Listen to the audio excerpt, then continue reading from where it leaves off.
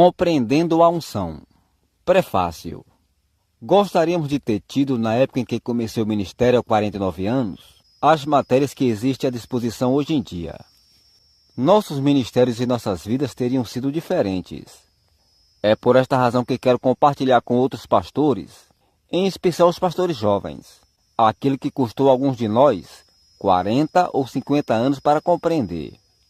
Neste livro, quero considerar aquilo que aprendi a respeito da unção durante meu meio século de ministério. Tenho no meu espírito muita coisa a respeito para compartilhar com você. Na seção 1, consideraremos a unção individual que todos os crentes possuem no novo nascimento. Mostraremos que todos os crentes poderão experimentar uma unção mais profunda ao serem batizados no Espírito Santo. Essa experiência, que está à disposição de todos os crentes, visa o serviço. Na seção 2, veremos que também existe uma unção do Espírito Santo sobre os dons do ministério, uma unção que acompanha os ofícios. Graças a Deus pelos dons do ministério que Ele colocou no corpo de Cristo a fim de que cresçamos. Graças a Deus pela sua unção nos homens e mulheres, que Ele chamou para esses ofícios. Há uma unção ainda mais forte, a unção coletiva, que paira sobre a igreja. Estudaremos essa unção na seção 3. Tenha em mente, ao ler essa matéria, que se tratam de unções diferentes, mas todos provêm do mesmo Espírito Santo, o único membro da deidade que está operante na terra hoje. Você descobrirá que nada existe como a manifestação da glória de Deus. Uma vez que você sentiu o sabor dela, nada mais lhe satisfará. Seção 1. A unção individual. Capítulo 1. A unção sobre Jesus. Nos tempos do Antigo Testamento, o leigo comum, hoje o chamaríamos um dos crentes, que não tinha unção dentro dele ou sobre ele. A presença de Deus era mantida fechada nos Santos dos Santos, no templo. Deus, porém, ungiu o rei para ocupar aquele cargo. Ele ungiu o sacerdote para ocupar o cargo dele. Ele ungiu o profeta para ocupar seu respectivo cargo. Davi recebeu todas essas unções. Davi era rei e também era sacerdote e profeta. No Salmo 92, Davi disse: derrama sobre mim o óleo fresco. Versículo 10. O óleo simbolizava o Espírito Santo. Frequentemente precisamos de uma nova unção. Unções hoje. Deus ainda está ungindo o profeta hoje. Esses profetas são portas-vozes dele. O cargo profético inclui tudo aquilo que fala em prol de Deus. Todos os cargos de ensinar e pregar. Portanto, mais especialmente o de profeta, porque aquela é a unção envolvida. Deus ainda está ungindo os sacerdotes. Qual era a função do sacerdote? Representava as pessoas. Estas não podiam entrar na presença de Deus nos Santos dos Santos, mas o sacerdote, o sumo sacerdote, podia entrar nos Santos dos Santos, e assim era o intercessor do povo. Deus ainda está ungindo intercessores. Ele está ungindo pessoas para que orem. Nisso há uma unção. E Ele está ungindo reis. Todos nós somos reis. Glória a Deus. Romanos 5,17 nos diz que reinaremos em vida. É por causa da unção que podemos reinar. O ministério de Jesus Cristo.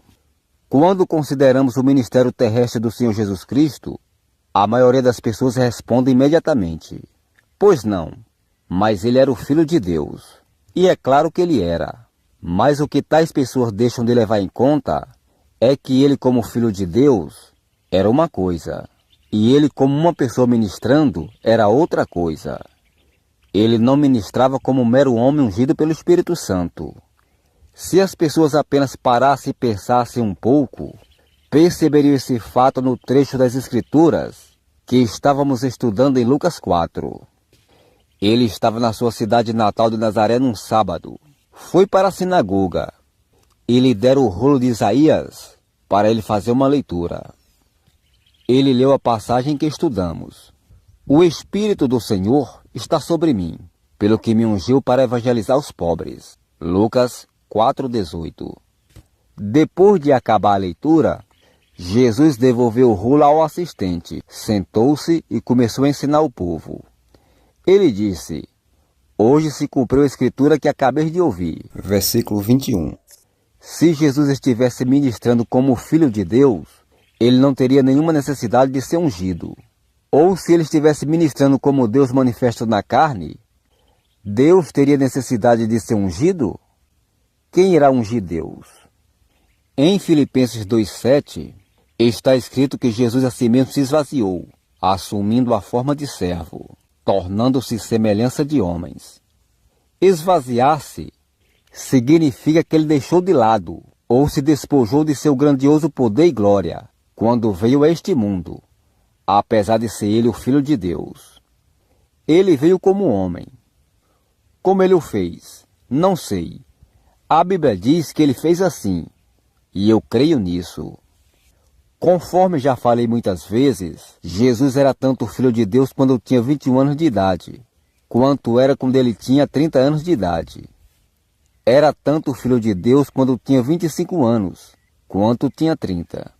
Ele era igualmente o Filho de Deus durante todos aqueles anos, 25, 26, 27, 28 e 29, não é verdade? Apesar disso, durante todos aqueles anos, ele nunca curou nenhuma pessoa, nem operou nenhum milagre. Como sabemos disso? Porque a Bíblia assim diz. A Bíblia nos conta que Jesus foi ungido depois de ser batizado por João no Jordão, quando o Espírito Santo veio sobre ele em forma corpórea, como pomba. Lucas 3,22. Deus falou do céu e disse: este é o meu Filho amado, em quem me comprazo. João 2,11. Jesus tinha de ser ungido antes dele poder curar, porque ele tinha deixado de lado o seu grande poder e glória. Glória como Filho de Deus, quando se tornou homem. Embora em pessoa ele fosse o Filho de Deus, no poder ele não era o Filho de Deus. Embora isso soe como paradoxo, você pode entendê-lo?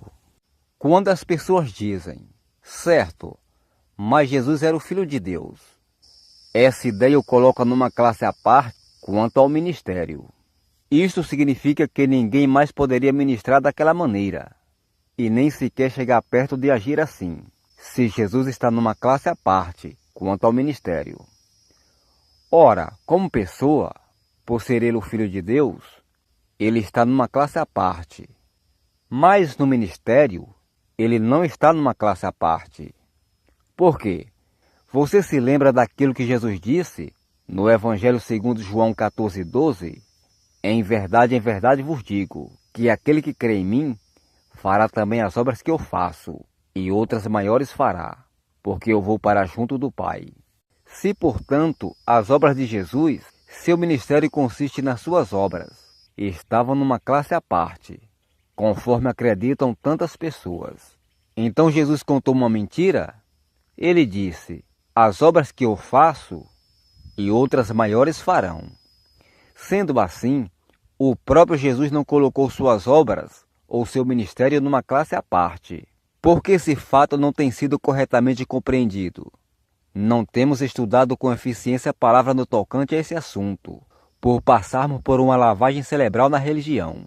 Temos pensado, afinal de contas, não há necessidade de pesquisar esse assunto, porque Jesus é o Filho de Deus, e de qualquer forma, não poderia ministrar daquela maneira. E assim, obviamente, saímos perdendo.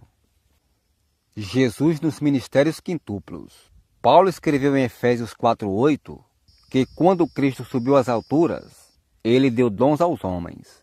Quais foram esses dons? Estão alistados no versículo 11. E ele mesmo concedeu uns para apóstolos, e outros para pastores, outros para profetas, outros para evangelistas, e outros pastores e mestres. Esses são comumente chamados os dons quintuplos do ministério. Na realidade, Jesus estava em todos esses ministérios quintuplos, cada um deles, e ele é o nosso exemplo em cada um deles. Primeiro, ele estava no cargo do apóstolo. Ele é chamado apóstolo no capítulo 3, versículo 1 de Hebreus. Por isso, santos irmãos, que participais da vocação celestial, considerai atentamente o apóstolo e sumo sacerdote da nossa confissão, Jesus. A palavra grega apóstolo, traduzida por apóstolo, significa uma pessoa enviada. Ele foi enviado por Deus e pelo Espírito Santo. Segundo, Jesus estava no cargo de profeta. Jesus se chama de profeta no capítulo 4, versículo 24 do Evangelho segundo Lucas. Nenhum profeta é bem recebido na sua própria terra. Além disso, você de certo se lembra da mulher à beira do poço em Samaria? Ela disse que queria água viva que ele prometeu. Mas quando ele mandou aí trazer seu marido, ela confessou: não tenho marido. João 4,17. Jesus respondeu: bem disseste, não tenho marido, porque 5 maridos já tiveste, e este que agora tens não é teu marido. Isto disseste com verdade. Versículo 17 e 18. Em outras palavras, Jesus disse que o homem com quem ela coabitava não era o marido dela. Nesses dias modernos, temos visto algumas pessoas, até mesmo nos círculos carismáticos, que estão ajuntadas em casamento, que dizem: seja como for, Deus sabe, e ele realmente é meu marido. Ele não é seu marido, assim como você não é mica de circo. A mulher à beira do poço de Jacó reconheceu: Senhor, vejo que tu és profeta. Versículo 19. Ela deixou seu cântaro, foi à cidade e disse àqueles homens: vinde comigo, e vede um homem que me disse tudo quanto tenho feito. Será este porventura o Cristo? Versículo 29. Um dos aspectos do ministério do profeta é que ele vê e conhece as coisas do modo sobrenatural. No Antigo Testamento, às vezes era chamado um vidente. Jesus, portanto, era um profeta. Terceiro, Jesus ocupava o cargo de evangelista. Disse: o Espírito do Senhor está sobre mim, pelo que me ungiu para evangelizar os pobres. Lucas 4,18. É isso que o evangelista é ungido para fazer: pregar o evangelho, as boas novas. Quarto, Jesus ocupava o cargo de mestre. Os 4 evangelhos dizem mais a respeito da sua obra de ensinar do que a respeito de qualquer outra coisa. É só você lê-los e sublinhar as formas do verbo ensinar. Jesus ensinava mais do que curava. Jesus ensinava mais do que pregava. O ensino ocupava o lugar de primazia com ele. E percorria Jesus todas as cidades e povoados, ensinando nas sinagogas, pregando o evangelho do reino e curando toda sorte de doenças e enfermidades. Mateus 9,35. Seu ministério consistia em ensinar, pregar e curar. Há uma unção para acompanhar cada um desses cargos.